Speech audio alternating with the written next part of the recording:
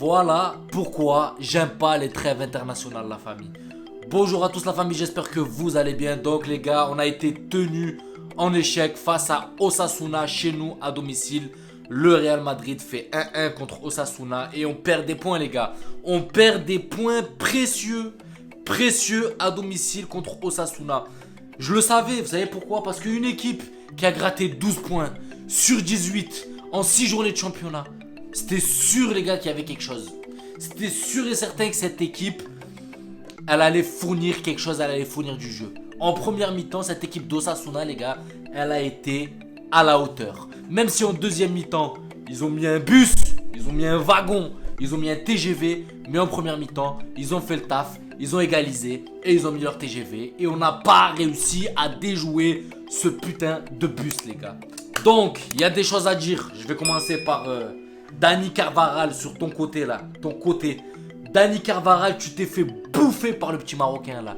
Le El Zalzouli là, l'ancien du Barça. Il t'a cassé les reins sur ton côté. Il t'a fait danser la samba. Sur le côté là, il t'a fait la misère. Et c'est pas normal qu'un minot de 20 ans te met la rousse dans ton côté. Donc les gars, il va falloir faire gaffe à ces côtés là. Il va falloir gaffe à ces latéraux. Ces latéraux les gars qui sont fébriles. Osasuna les gars. Osasuna, c'est vrai qu'ils font pas un début de saison dégueulasse. Ils sont dans le top 6, le top 7 il me semble. Donc c'était une équipe dont il fallait se méfier. Mais Carvajal, tu peux pas te faire bouffer comme ça. El Zalzouli, le petit Marocain d'Osasuna, t'a mis la misère. Tu savais plus où t'étais sur le terrain. T'étais perdu. Des fois, je te voyais, t'as fait quelques percussions, mais il t'a cassé les reins sur ton côté. Deuxième mi-temps, t'as resserré un peu les vis, mais première mi-temps, il t'a mis ta rousse. Donc défensivement, le côté Carvajal, il m'a pas plu. Côté Mendy, c'était un peu plus serein, il a fait un peu plus attention, même si quelques erreurs quand même, quelques déchets. La défense centrale, je vais dire que ça allait. Le milieu de terrain les gars, Modric, tu es où? Il est où notre magicien qui voit des passes, qui voit des intervalles? Il n'y a personne qui a été capable de voir des intervalles, de casser ce double rideau défensif. Il n'y a personne qui a été capable de le casser. Ni Ceballos, ni Tchouaméni, on va en parler de Tchouaméni. Il y a Kroos qui a réussi à faire des transversales à droite, à gauche, mais c'est stérile. C'est stérile, tu fais des belles transversales qui font tourner le jeu, ok, mais c'est stérile, ça aboutit à rien du tout. Donc là, on s'est fait prendre au piège par Osasuna. Au milieu de terrain, Tchouaméni, il a été nul. Beaucoup de pertes de balles, beaucoup de déchets techniques, son orientation du jeu, elle a été chelou. Tchouaméni, la trêve internationale ne t'a pas fait du bien, et pas qu'à toi d'ailleurs, à beaucoup de joueurs, la trêve internationale n'a pas fait du bien. Donc Tchouaméni, ces deux matchs avec l'équipe de France, ils t'ont rincé parce que là, on n'a pas vu le Tchouaméni d'avant-trêve. Avant-trêve, tu étais beaucoup plus confiant, tu apportais beaucoup de verticalité, tu contrôlais l'orientation du jeu, tes passes étaient plus appuyées, tes récupérations de balles étaient propres. Là, j'y vais pas dans le doute, mais franchement, Tchouaméni, pour moi, t'as été le flop de ce match et je comprends pourquoi Ancelotti t'a sorti à la 50e.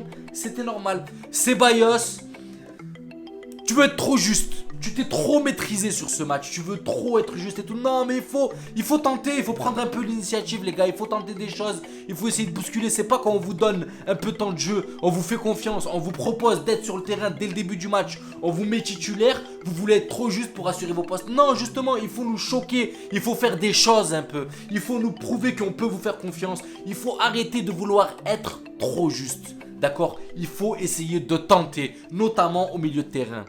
Tout en faisant attention, bien sûr. Mais on sent que voilà, le mec qui tente, qui voit des passes millimétrées, qui voit des intervalles, Modric, il est pas là. Et le jour où il va partir, les gars, ça va faire mal parce que Kroos, l'année prochaine, il part. Il va à Manchester City. Modric, je sais pas combien de temps il va être encore là, mais il est pas éternel, les gars. Au bout d'un moment, ça va s'arrêter. Il faut voir la réalité en face. Donc, les gars, un milieu de terrain capable de voir les intervalles. Clairement, je sais pas. Et maintenant que j'ai fini avec ce milieu de terrain, on en arrive à l'attaque les gars. Cette attaque, oh là là, Vinicius, mon cher ami, il y a des fois, il faut faire marcher son cerveau et il faut pas penser qu'à dribbler. Ça veut dire que même maintenant quand tu reçois la balle, tu te mets en pression, tu te dis bon, qu'est-ce que je vais faire? L'Adversaire sait que tu vas dribbler.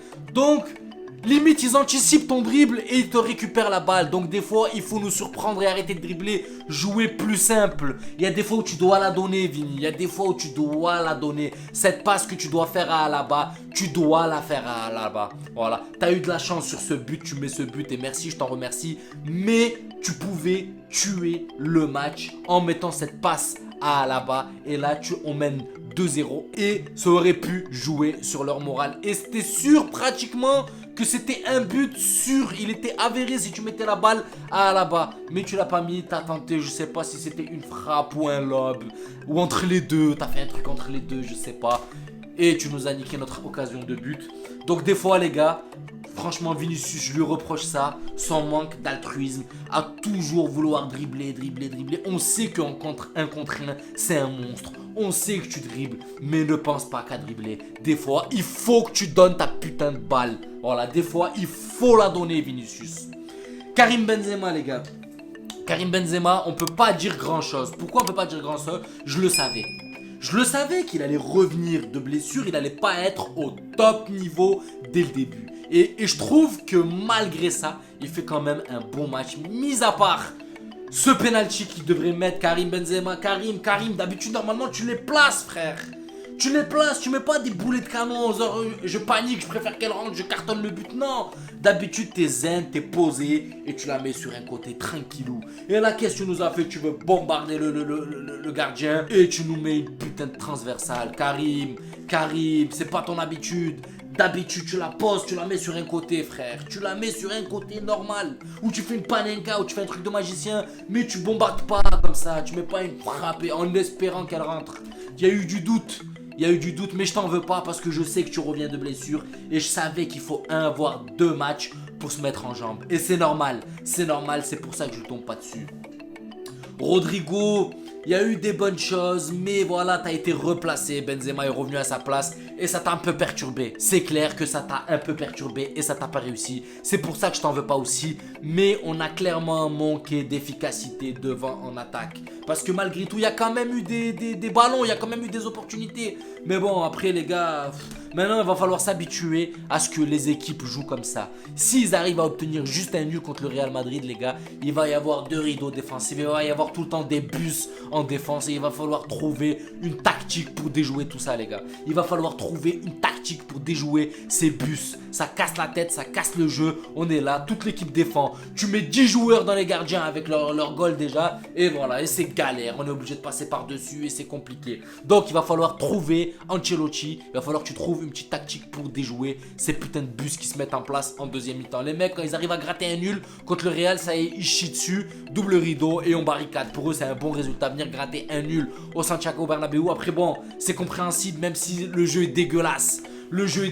Mais bon, ça reste compréhensible. Tu viens gratter un match nul contre le Real, tu barricades et tu espères qu'ils ne viennent pas te le mettre. Et puis voilà, et c'est ce qu'ils ont fait, ça a marché et ça marche. Osasuna, les gars, première mi-temps, ils se sont dit bon, on va tenter, si on égalise, on ferme. Et ils ont fermé. Ensuite, les gars, les changements, il n'y a personne qui a réussi à faire la différence. Kamavinga a apporté un peu de peps, mais stérile. Asensio, j'ai même pas envie d'en parler, je vous jure, j'ai même pas envie d'en parler à Asensio. Il était là sans être là, il a dû toucher 2 ballons. Mariano, il a mis une tête là avec ses 2 abeilles sur le front là. Il me dégoûte les gars, là. Vraiment, il me dégoûte. On a personne au jour d'aujourd'hui qui rentre et qui peut faire la diff, qui peut faire mal. Et on a vu que sans Modric les gars, c'est compliqué. Valverde pareil. La trêve internationale, elle lui a pas fait du bien. C'est clair et net. Les mecs ils partent, on dirait ils se droguent et ils reviennent. Ils sont perdus sur le terrain. Après voilà, il y a le décalage horaire et tout. Je leur tombe dessus même moi, mais je comprends. Il y a un décalage horaire, voilà. Maintenant, le problème c'est que les échéances elles arrivent vite. Et mardi ou mercredi, Ligue des Champions et Shakhtar Donetsk. Donc il va falloir vite se mettre dedans. Vite se mettre dedans. Voilà la famille, on concède notre premier match nul. On est tenu en échec contre Osasuna, une belle équipe d'Osasuna malgré tout. Avec leur double rideau, ils ont réussi à barricader cette équipe du Real Madrid. La première équipe qui a réussi à casser notre lancée de victoire. Et puis voilà, elle met fin à nos victoires. Mais bon, on perd pas, c'est un match nul. On reste toujours invaincu. Et on passe 2e au classement Liga parce que le Barça est en tête au goal average. J'espère que ça va vite être corrigé. Et sachant que le Classico arrive à vitesse grand V. Voilà la famille, j'espère que cette vidéo vous a plu. N'hésitez pas à vous abonner et à liker. Ça donnera de la force à la chaîne. Et je vous dis à la prochaine vidéo. Prenez soin de vous. Ciao la famille.